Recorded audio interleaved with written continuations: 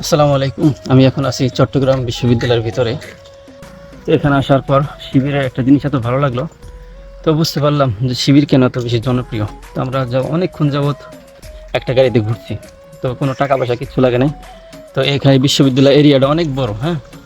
তা এক ক্যাম্পাস থেকে আরেক ক্যাম্পাস যাওয়ার জন্য ছাত্রছাত্রীদের কোনো টাকা পয়সা প্রয়োজন হয় না। এই জিনিসটার অনেক বেশি প্রয়োজন ছিল এই চট্টগ্রাম বিশ্ববিদ্যালয়। রাজনীতি শেখা, বোঝা, চিন্তা ভাবনা ও গবেষণা করার অনেক বিষয় আছে। যদি শিবিরের কার্যক্রম আপনি মনোযোগ সহকারে দেখেন তাহলে বুঝতে পারবেন। এরা খুব সূক্ষ্মভাবে পর্যবেক্ষণ করে যে মানুষের কোনটা প্রয়োজন এবং তাই করে।